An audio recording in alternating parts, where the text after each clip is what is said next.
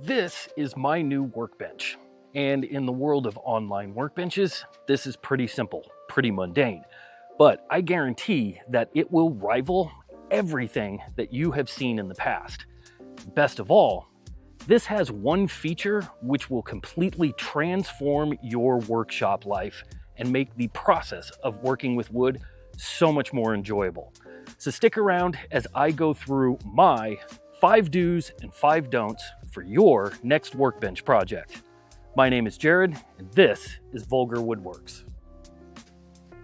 Right off the bat, I am going to start with a don't that I think a lot of us have fallen prey to, and that is do not make your new workbench an outfeed table. Do not build it to the height of a table saw or a jointer and planer if you're going to use it as an outfeed table there, because it's too low. Plain and simple, table saws, jointer planers, the manufacturers of those tools, they cannot tailor the height of those tools to every single individual. In my case, I'm 6'3", and this table that I have been using for the last 4 years is just way too low. And let me demonstrate the singular reason why you do not want to use your new workbench as an outfeed table. That singular issue looks a lot like this. If my table is too low, then I'm having to bend at the waist and drop my head to be able to work on whatever it is that I'm working on. And I don't know about you, but being in this position for several hours, it's not comfortable. It's not an ergonomic position.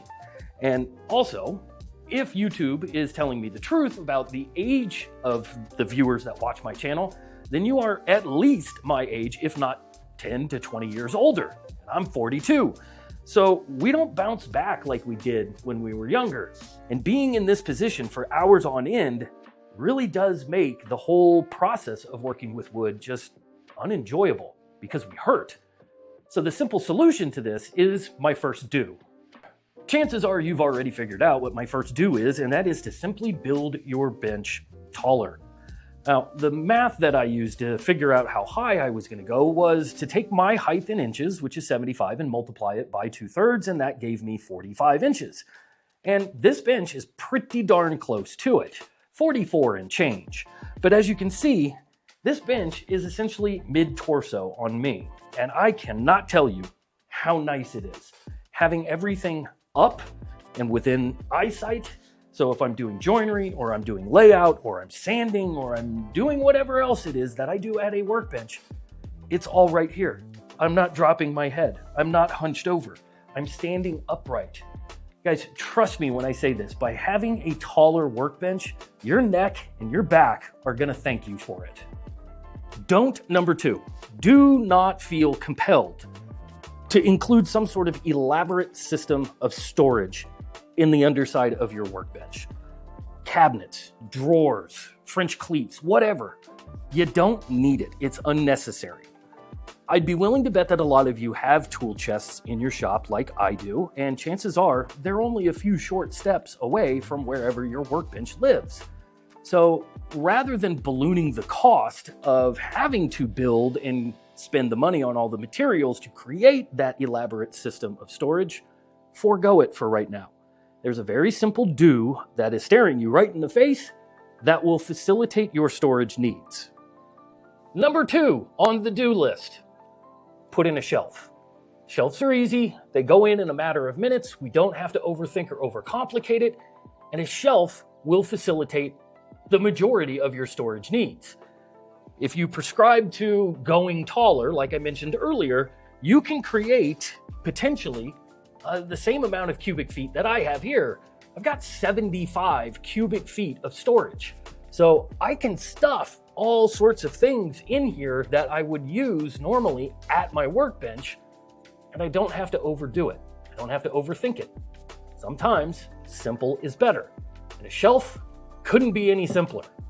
One last thing about the shelf, there's the reason why you need to put a shelf in, because if you don't, shit just starts to pile up underneath your workbench, and all it's going to do is collect dust, cobwebs, be an eyesore. Just put a shelf in. Workbench don't number 3, constructing your entire workbench with pocket holes. This is an absolute no-no.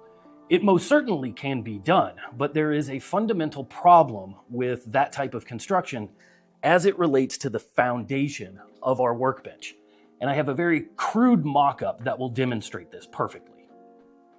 This is a box. It's constructed with pocket holes. I've got 2 in each corner here. And right off the bat, the orientation of these pocket holes is incorrect. I did that intentionally because this is how I saw a lot of these workbenches being constructed. And the only reason that I can think of that makes any kind of sense as to why people do it this way is it's just easier to clamp, as opposed to having to turn it this way and then put clamping pressure down and make sure your board is square. So that's the only thing I can think of. But the reason why we don't want to use pocket holes to create our workbench foundation is because of this. Hopefully that's showing up on camera. This is not sturdy. The platform, the base of our workbench, is intended to be built rigidly and to a point that is going to resist racking and shear forces. And this just doesn't work. Even if I put glue into those joints, it's really not going to make my workbench any stronger unless I start adding bracing. And that just means more material, more pocket holes, more screws, longer assembly times. It's just inefficient. And secondarily, if anybody has ever used pocket holes out there, you know that it's not uncommon, even in clamps, for your boards to migrate while the screw is being put in. And this just creates all sorts of problems with square, and it's just not worth it. There is a much simpler joint that we can all create using basic tools and is a whole hell of a lot stronger than this. Workbench do number 3. When it comes to the type of joinery we should use for our workbench frame, we want something that is going to prevent racking, that is going to be tremendously sturdy and easy to produce. And for my money, it don't get no easier than a lap joint. So to create one of these types of joints, when you're going through the milling process, all you need to do is just take a scrap piece of material that is going to become your apron and create yourself a little basic jig so that that becomes a referential measurement. You use the piece that you are trying to embed into the wood as your measurement. Couldn't be simpler. And when it comes to cutting the joint, like anything in woodworking, there are a million different ways to do it. You can do it with a circular saw and just make repeated cuts and knock out the waste and clean it up with a chisel. If your miter saw has a trenching feature, you can do the same thing there.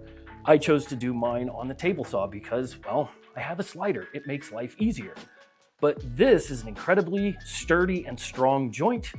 And what's really nice about it is it will lend you a helping hand because you can rest your apron on that shoulder, and that helps to square everything up and get it into clamps.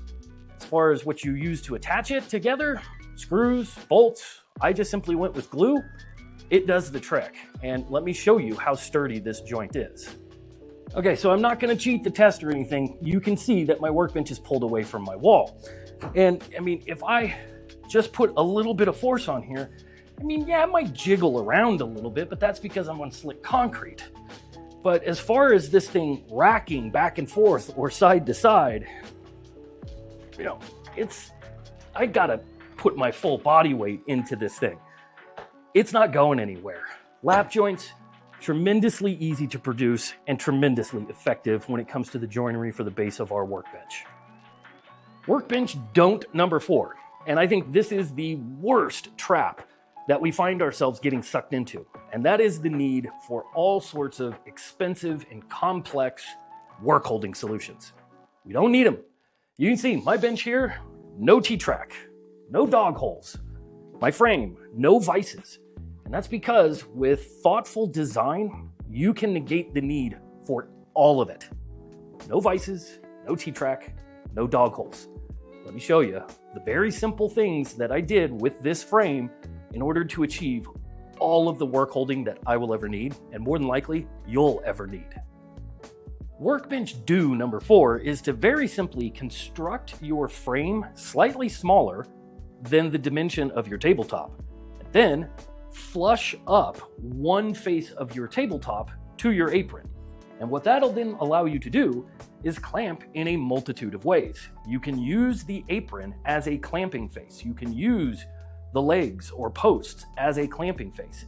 And by building your frame slightly smaller, that will then give you certain portions of your top that overhang, which can then allow you to face clamp or clamp horizontally. With good design and simple solutions, you can avoid all of those expensive accessories with dog holes, T-track, and traditional woodworking vices. Workbench don't number 5 has to deal with mobility. Now, I am by no means saying that we should make our benches stationary and permanent and wherever they are constructed is where they're going to live. No, mobility is crucial, but not all of the options that are available to us are created equal. 9 times out of 10, what I have traditionally gone with is this right here, a locking caster. Locking casters are great to unlock them, wheel your thing around, and then when it's in its spot, lock it down, and that minimizes the amount of movement. But the problem with a traditional locking caster is that it doesn't have the ability to level out your bench. And if your floors are anything like mine and they have the topography of the Cascade Mountains, then what you want is something like this. The 5th and final do is to invest in something like this. This is a best of both worlds scenario, giving you the mobility and the ability to level out your bench, and this is a leveling caster. I will leave a link in the description to where I purchased mine. It won't be an affiliate link. I'll earn nothing off of you if you choose to purchase. But I was really impressed with the quality at this price point. I believe I paid about $40 for a set of 4. And this white housing, it's all metal. The foot and wheel are solid nylon. All of the internals are metal. And it has a robust feeling ratcheting mechanism. And, me having carpet in the shop, this wheel rides over it very easily. I don't have any issues there. The foot itself has give or take around an inch of travel, and I haven't come across an issue yet where the foot won't drop enough to be able to level out any of the posts in my workbench. I'm just impressed with this. This is very simple. I wish I would have had something like this many, many years ago. It would have made life a lot easier. So if you're in the market for maybe swapping out your existing locking casters and getting a best of both worlds, remember that link's down below. And if you're thinking about a mobility option for your next workbench, think about these.